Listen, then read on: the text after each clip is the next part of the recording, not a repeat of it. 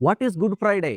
ಶುಭ ಶುಕ್ರವಾರ ಅಂದ್ರೆ ಏನು ಎಂಬುದರ ಕುರಿತಾಗಿ ನಾವು ನೋಡುವಾಗ, ಯೇಸು ಕ್ರಿಸ್ತನು ಮಾನವರ ಪಾಪ ನಿವಾರಣೆಗೋಸ್ಕರವಾಗಿ ಸಿಲುಬೆಯಲ್ಲಿ ಜಜ್ಜಲ್ಪಟ್ಟಂತಹ ದಿನ ಶುಭ ಶುಕ್ರವಾರ ದಿನವಾಗಿದೆ ಪ್ರಿಯರೇ. ಅಂದ್ರೆ ಶುಭ ಶುಕ್ರವಾರ ಅಂದ್ರೆ ಯೇಸುವಿನ ಮರಣದ ದಿನ. ಯೇಸು ಕ್ರಿಸ್ತನು ಮಾನವರಿಗೆ ಶುಭವನ್ನುಂಟು ಮಾಡೋದಕ್ಕಾಗಿ ಸಿಲುಬೆಯಲ್ಲಿ ಮರಣ ಹೊಂದಿರತಕ್ಕಂತ ದಿನ.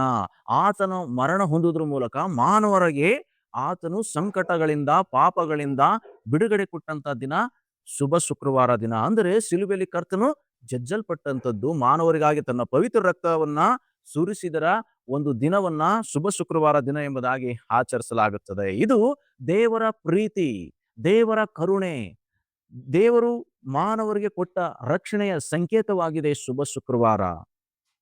ಹಾಗಾದ್ರೆ ಯಾರಿಗೆಲ್ಲ ಈ ಗುಡ್ ಫ್ರೈಡೇ ಗುಡ್ ಆಗಿದೆ ಎಂಬುದಾಗಿ ನೋಡುವಾಗ, ಸರ್ವ ಜನರಿಗೆ ಇದು ಶುಭವಾಗಿದೆ. ಎಲ್ಲ ಜನರಿಗೂ ಶುಭವನ್ನುಂಟು ಮಾಡುವುದಕ್ಕಾಗಿ ಯೇಸು ಕ್ರಿಸ್ತನು ಸಿಲುಬೆಯಲ್ಲಿ ಪ್ರಾಣ ಕೊಟ್ಟಿದ್ದಾರೆ. ವಿಶೇಷವಾಗಿ ಯಾರ್ಯಾರು ಆತನನ್ನ ಅಂಗೀಕರಿಸಿದರೋ, ಅಂದರೆ ಆತನ ಹೆಸರಲ್ಲಿ ನಂಬಿಕೆ ಇಟ್ಟರೋ, ಅವರಿಗೆ ಈ ದಿನ ಅಮೂಲ್ಯವಾದಂಥದ್ದು, ಬಹಳ ವಿಶೇಷವಾದಂಥದ್ದು, ತುಂಬಾ ಅವರಿಗೆ ಶುಭವಾಗಿರ್ತಕ್ಕಂಥದ್ದು. ಎರಡು, ಯಾರು ಯೇಸುವನ್ನ ದೇವರೆಂದು ತಮ್ಮ ಹೃದಯದಲ್ಲಿ ಸ್ಥಳ ಕೊಟ್ಟಿದ್ದಾರೋ ಅವರಿಗೆ ಈ ದಿನ ಶುಭವಾಗಿದೆ.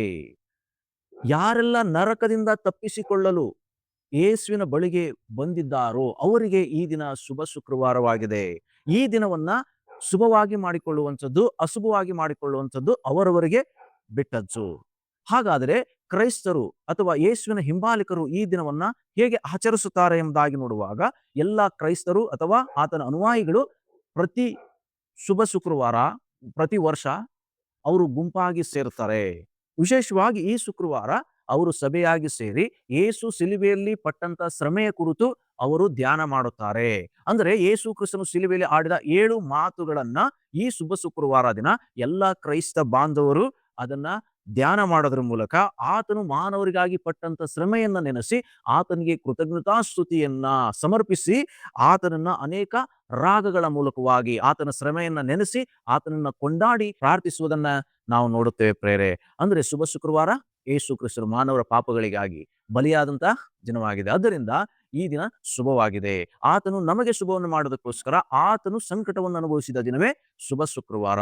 ಇದರ ಕುರಿತು ಇನ್ನೂ ಹೆಚ್ಚಿಗೆ ನೀವು ತಿಳಿಯಲು ಬಯಸಿದಲ್ಲಿ ನಮ್ಮ ಚಾನಲ್ ಅನ್ನ ಸಬ್ಸ್ಕ್ರೈಬ್ ಮಾಡ್ಕೊಳ್ಳಿ. ಇಲ್ಲಿ ಈಗಾಗಲೇ ಅದರ ಕುರಿತಾಗಿ 7 ವಿಡಿಯೋಗಳನ್ನು ನಾವು ಅಪ್ಲೋಡ್ ಮಾಡಿದ್ದೇವೆ. ಅವುಗಳನ್ನು ವೀಕ್ಷಿಸುವುದರ ಮೂಲಕ ಕ್ರೈಸ್ತರು ಈ ದಿನ ಧ್ಯಾನಿಸಲಿಕ್ಕಿರುವಂತ ಆ ಧ್ಯಾನಗಳ ಕುರಿತು ನೀವು ಸಹ ಅದನ್ನ ತಿಳ್ಕೊಳ್ಬಹುದು. ಆ ಮೂಲಕವಾಗಿ ನೀವು ಸಹ ಆತ್ಮಿಕವಾಗಿ ಬೆಳಿಲಿಕ್ಕೆ ಅದು ಅನುಕೂಲ ಆಗ್ತದೆ.